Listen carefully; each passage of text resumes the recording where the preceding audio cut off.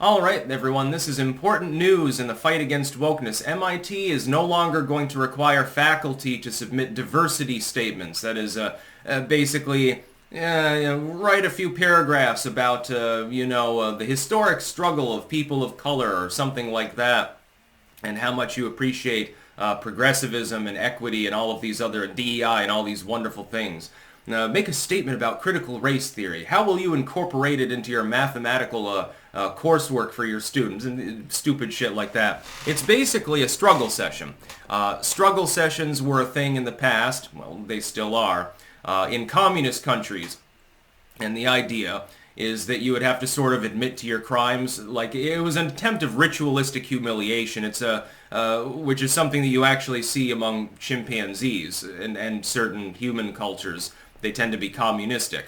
The idea is that you're trying to browbeat people into a certain ideological pigeonhole by making an example of anyone that steps out of it and forcing them to humiliate themselves. Yeah, it's basically the verbal and political equivalent of marching people through the street naked because they had the wrong political views during the war or something like that. And it's a struggle session. That's what diversity statements are. This is the first major university, the first Ivy University that has done this. I suspect that more will follow when they realize that the world has not collapsed because their faculty are forced to. Are rather not forced to make diversity statements. Maybe other people say, hey, it's still 80% liberal professors on the campus, so nothing's really changed anyway, so what was the point in the first place? We've seen this. Wokeness is beginning to show signs of frailty at the moment. We saw the successful business boycotts, Bud Light and others, not long ago. We've seen increased amount of activity that pushes back against woke policies. So policies designed to disarm people, policies designed to put regular Joe through struggle sessions. It happens online all the time. Somebody says something that is conceived of as vaguely offensive by someone with pink hair and, too many tattoos and arguably non-normative gender. And then they're forced to apologize ritualistically before the world. Otherwise, they end up getting doxxed and fired and swatted and all of these other things. It's an attempt at humiliation to try to get people to apologize for things that they're not really sorry for.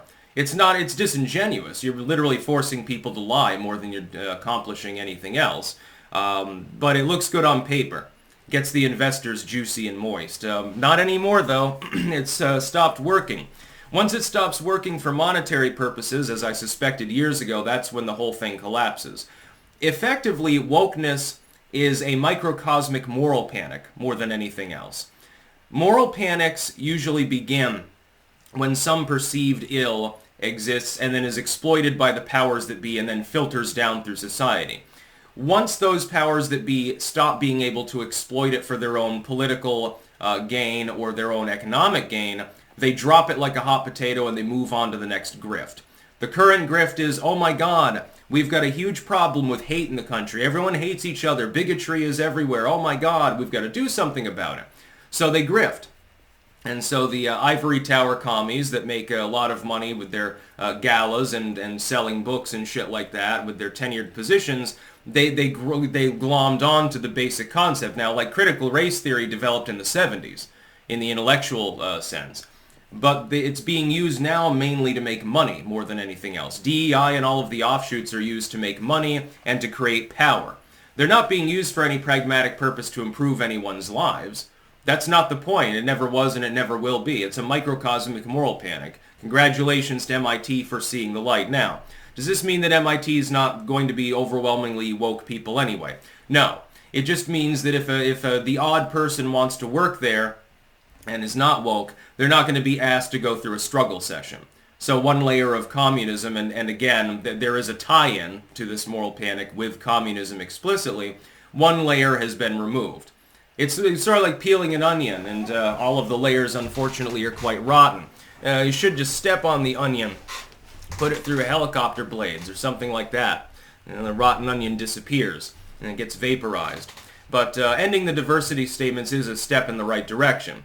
They shouldn't get too much credit for it, though. We still need to pressure the academic community to allow freedom of expression and so forth, because it's more or less absent. I would point out that struggle sessions for students is still very much a thing, especially in the Ivy League schools, because if you have the wrong ideology, or at this point the wrong religion, by the way, then you get berated, you get treated differently. We've seen this aimed towards white people for an extended period of time. You know, white isn't right, reparations, you're collectively guilty of slavery, even though you never owned a slave, and things like that. We've seen it for a long time. Plenty of hatred for them. Plenty of hatred of straight people. It's fine to openly joke about straightness, synonymous with boring, and those boring heteros and stuff like that. Those jokes write themselves. It's considered chic and perfectly fine. If you were to invert that and begin making jokes about people who are not heterosexual, people get offended, and then your comedy tour gets ended pretty early. So it's not really about equality or equity. It's not really about togetherness or bringing people together in general. It's not about helping anyone. It's really just about being an asshole and a detriment to society, and then justifying it by saying that you're trying to fight for some social cause. Again, those individuals aren't making money off of it. They're just being controlled like puppets by the people that are. They're nothing more than pawns. They think they're part of some social activism movement. Just like people during the Satanic Panic. Those people that were on the lookout for the local Wiccan thought they were doing the right thing. But they were being sold the books by people that were making a lot of money. People that made a lot of money and sold products and shit like that were making a mint off of creating and whipping into a frenzy a moral panic that was originally based on a handful of genuine cases of ritual abuse, but then spread out from there, because you always need a new opponent. You always need a new perpetrator to go after. In so doing, you become the persecutor. You're literally becoming what you're seeking to fight. The preface of hate speech and stuff like that is actually used to promulgate hate speech. But this is denied via cognitive dissonance. Wokeness is already crumbling.